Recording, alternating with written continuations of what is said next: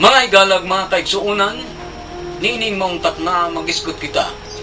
May tungod sa pulong sa Dios na niya kita sa dark days, mao nga kinahanglan kita maghinulsot o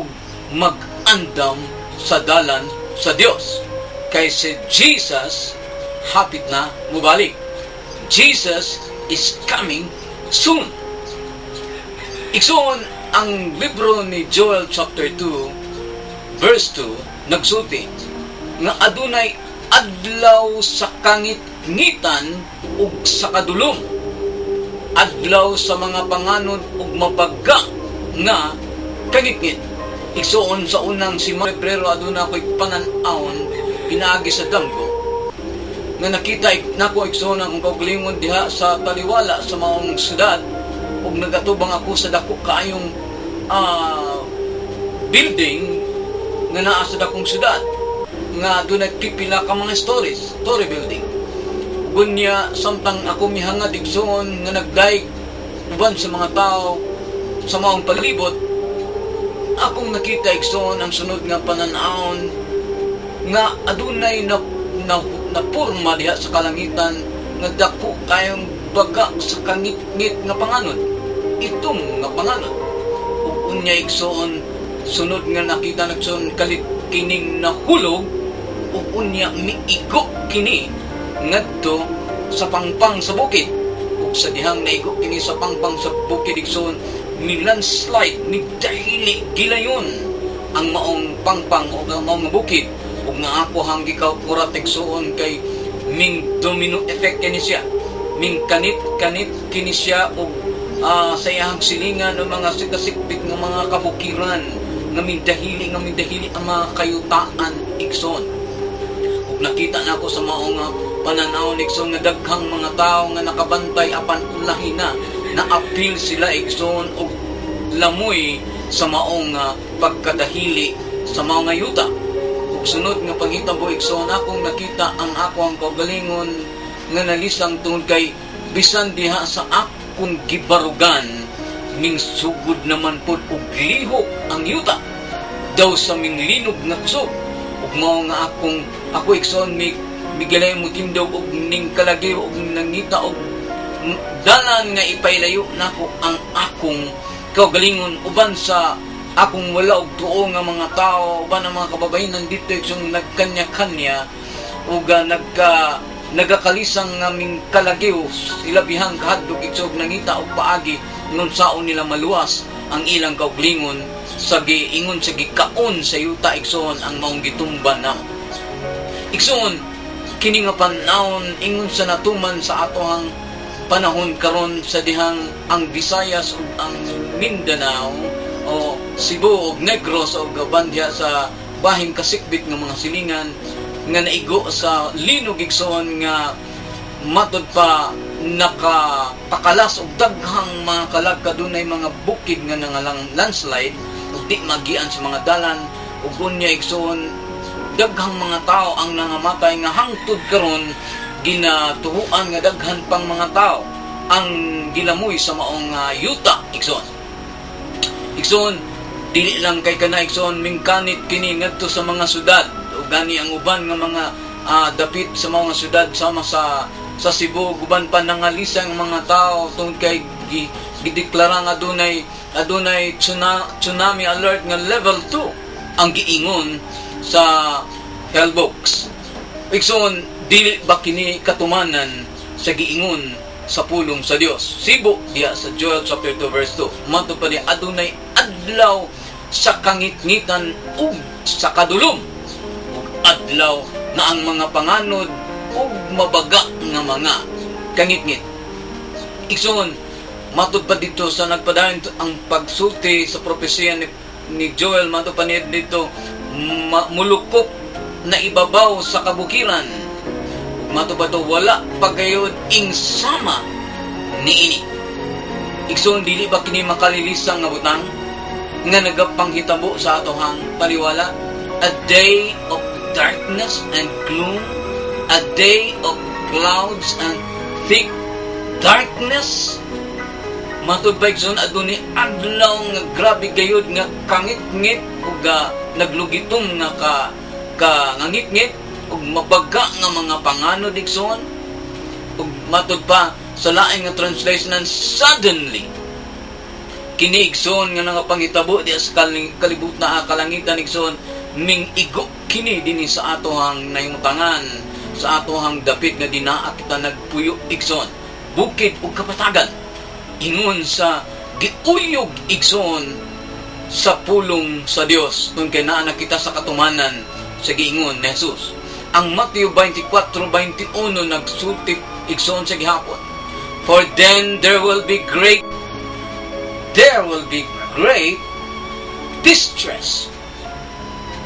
unequal from the beginning of the world until now and never be equal again. Matthew 24:21. Igsoon sa Cebuano matud pa dinhi moabot ang dakong kasakitan nga ingon nga wala pa mahitabo sukad sa sinugdan sa kalibutan. Igsoon dili ba kini katumanan sa pulong sa Dios? Nga matud pa sa nagtuon igsoon sa lihok sa yuta sa panahon nga maglinog, matud pa nga wa nila may baway nga aduna day fault line nga naglihok diha sa Negros nga bahin. Sa kadto pa lang nila nahibaw ang igsoon nga aduna day fault line nga mahimo ng idugang nga agianan sa dagkong linog nga mahitabo sa sunod pa igsoon. Dili ba ang pulong sa nagsulti na igsoon nga dunay mga panghitabo igsoon nga wala pa sukad ma-record, wala pa sukad mahitabo apan mahitabo. Igsoon si Prophet Joel nagpadayon pagsulti nga dark days in the whole world before the coming of the great and dreadful day of the Lord. I will show wonders in heavens and on earth, blood and fire and billows of smoke. The sun will be turned to darkness and the moon to blood before the coming of the dreadful day of the Lord. Dreadful day of the Lord. Adunay adlaw nga diin ang kasuko ug kaligut-gut sa Dios sa sala ug sa kadautan sa tao. Iyang ipakanaw igsoon kay nagdemand siya igsoon og justisya sa iyang pagkabalaan na Dios nga ang tao wa magkinabuhi niini. Igsoon nagpadayon pagsulti di sa Bagong Testamento sa Buhat Kapitulo 2 19-20. Gisulti ang maong mensahe sa pulong sa Ginoo. Adunay dreadful day of the Lord. Nga angay nato igsoon nga pangandaman. Kung nahitabok man kini sa unang kapanahonan igsoon, di ba sa maot sa gihapon sa atong panahon karon mahitabo ang labi pang ngiad nga panghitabo? Ibaghiulag buhay man kini diha sa Exodus Kapitulo 10 versikulo 22 hangtod sa 23 nga dunay days of darkness sa panahon sa mga Israelita sa diyang nasa ilalom sila sa mga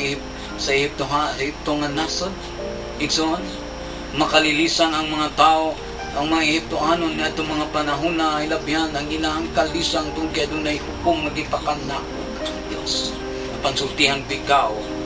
nga ang mga katauhan sa Dios nga mga Israelitas matud pa didikson had light in the places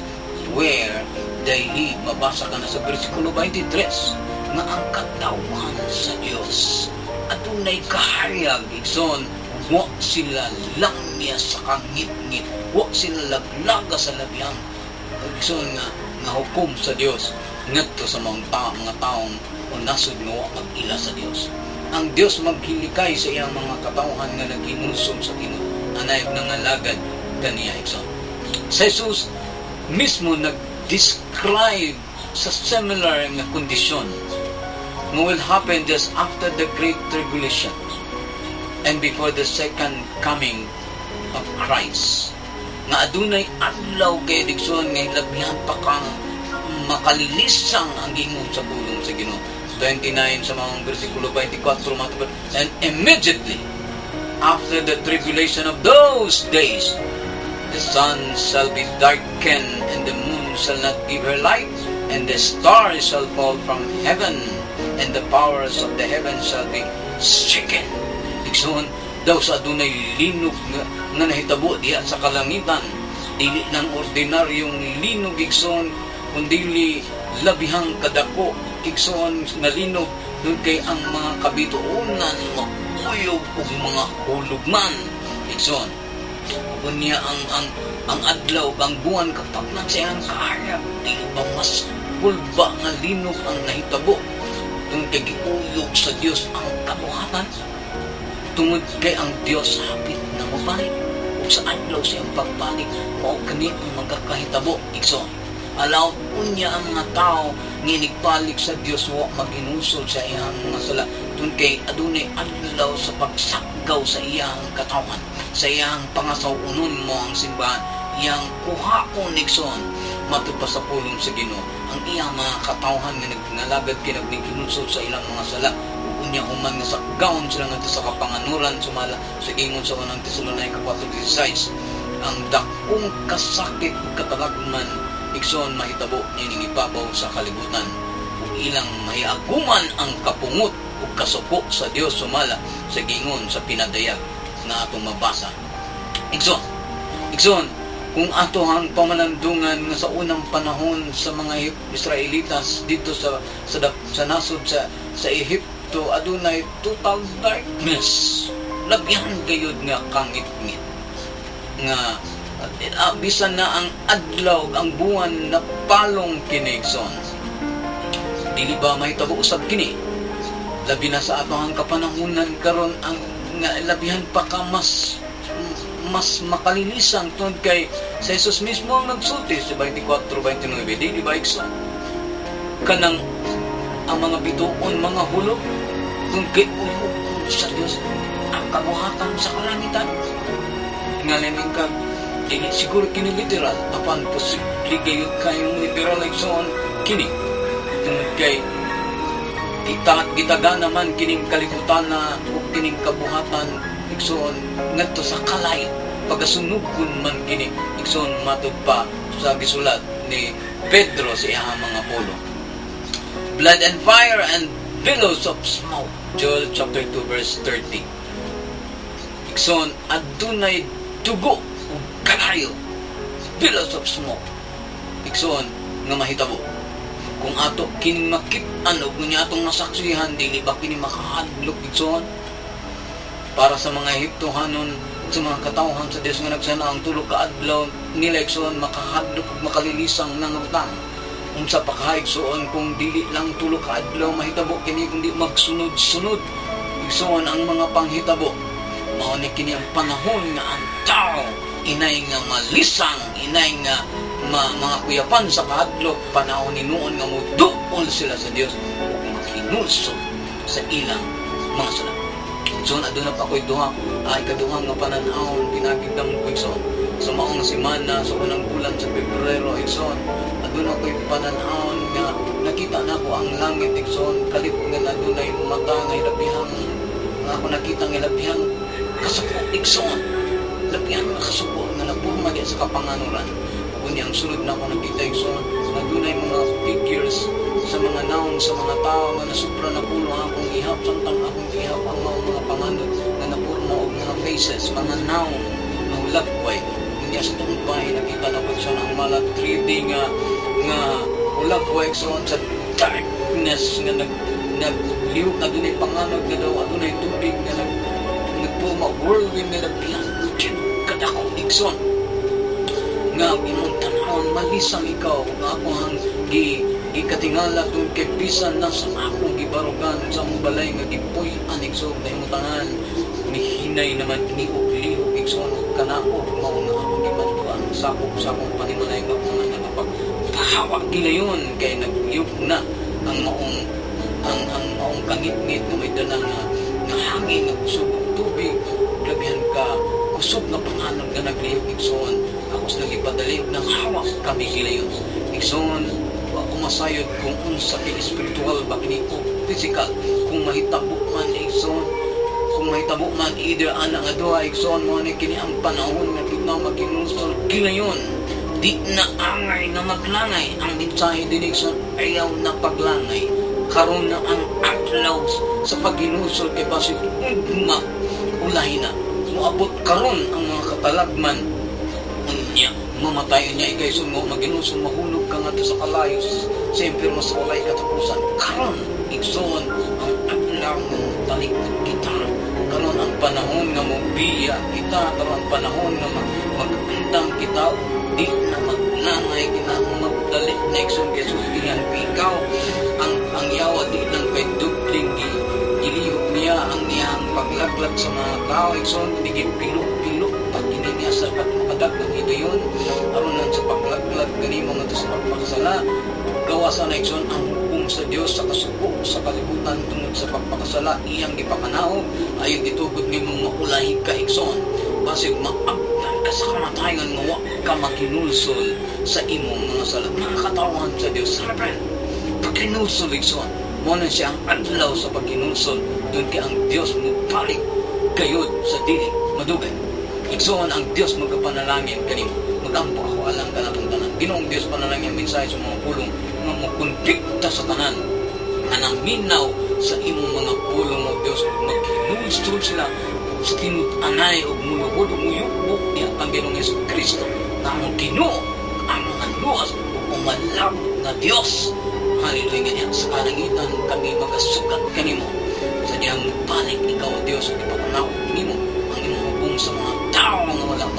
may apil sa unang sa imong pagbalik Ginoo diha sa kapanganulan kunya ang